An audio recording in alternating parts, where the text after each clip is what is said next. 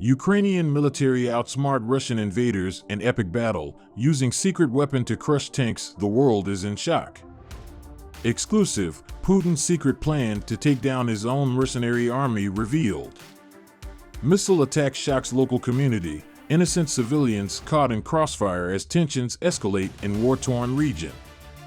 North Korea tests submarine-launched missiles ahead of U.S. South Korea drills. Will Kim Jong-un provoke a war? What a secret weapon Ukrainians used. Putin kill his own army? Kim Jong-un preparing for a U.S. attack? Let's answer on these questions in this video.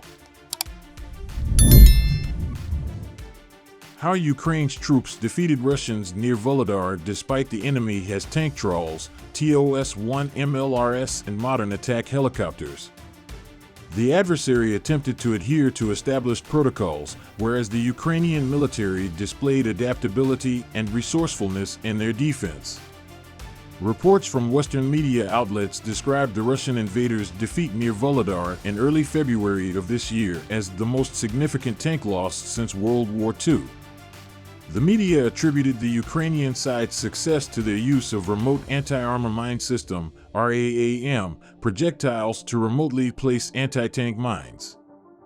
However, the Polish website Defense24 contends that the defeat of the Russians near Volodar was primarily due to the Ukrainian military's flexible defensive maneuvers and effective improvisations. Despite the adversary's attempt to adhere strictly to standard procedures and alter their fiery fist tactics, the Ukrainian military's approach proved superior. While not all details may be entirely accurate, this account highlights yet another triumph for the armed forces of Ukraine. Defense24 has clarified that in their preparations for an assault on the Ukrainian troops' positions near Volodar, the Russian army concentrated not only the 155th Marine Brigade of the Pacific Fleet but also the 40th Marine Brigade from the same Pacific Fleet, along with the Cascade Terrorist Group and the Alga Volunteer Battalion, formed by the regional government of Tatarstan. To manage the partially mobilized soldiers in these units, there was a corps of officers with excellent theoretical training. However, as it transpired, these officers were unable to make decisions in a dynamic situation. In addition to launching frontal attacks on the Ukrainian troops' positions, the invaders also attempted to engage them in contact battles in the suburbs of Volodar, searching for a way to bypass the armed forces of Ukraine's positions. However, the invaders failed in this regard. Simultaneously, the Russians received an unconventional reinforcement for their fiery fist tactics. The regular structure of their Marine brigades did not typically include a substantial number of barrel artillery. Instead, the invaders sought to maximize their use of BM-21 Grad MLRS and fire from TOS-1 Solntsepek heavy flamethrower systems with the aid of drones.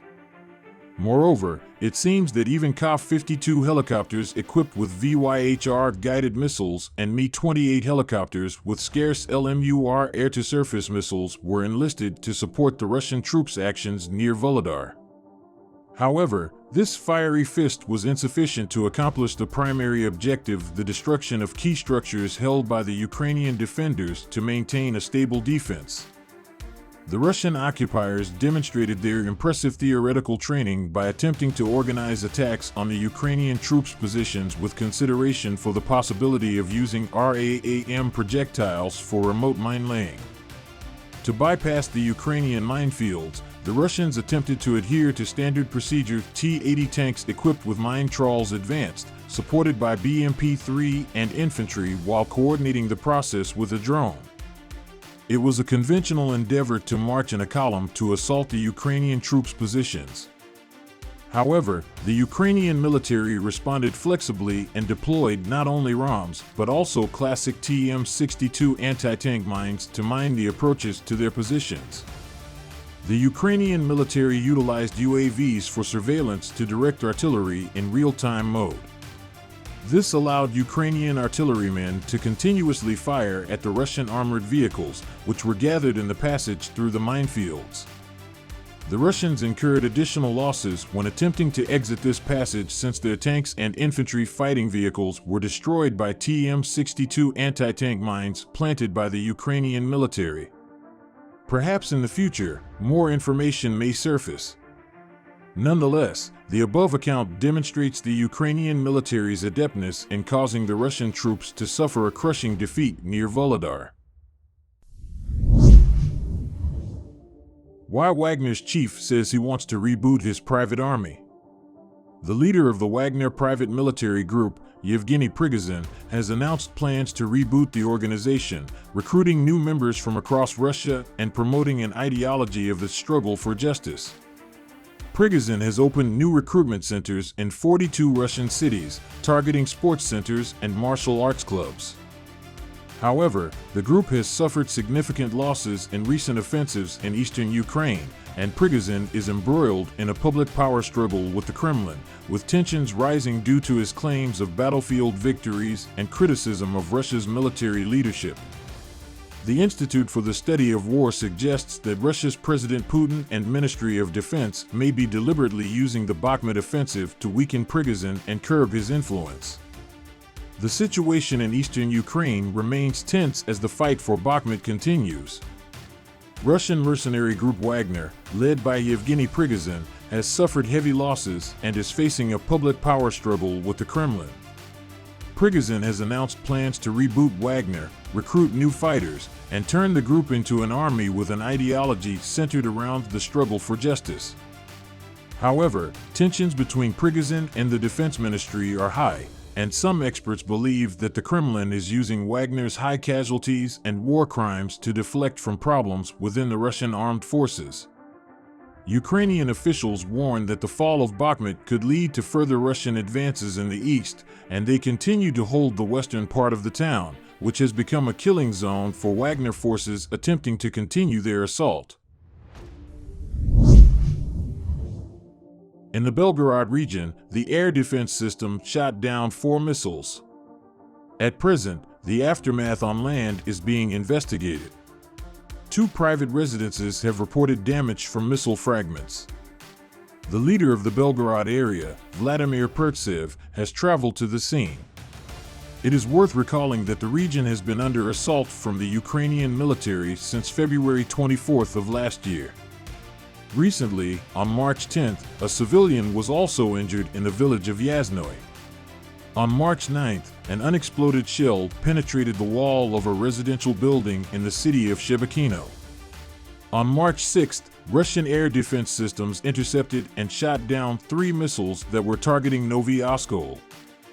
1 individual sustained injuries from shrapnel. North Korea announced on Monday that it had conducted tests of submarine-launched cruise missiles just 1 day before the U.S. and South Korea's joint military drills began. The tests were intended to confirm the reliability of the weapons system and gauge underwater-to-surface offensive operations, and suggest that North Korea may conduct provocative weapons testing activities during the 11-day drills. North Korea's weapons demonstrations this year have included test launches of an intercontinental ballistic missile, short-range missiles, and a purported long-range cruise missile system. Experts believe that these tests and threats are intended to demonstrate North Korea's ability to conduct nuclear strikes and negotiate economic concessions from a position of strength. North Korea has been pushing for years to acquire the ability to fire nuclear-armed missiles from submarines, the next key piece in its arsenal. Pyongyang sees regular South Korea-US military exercises as a major security threat, while the Allies say their drills are defensive.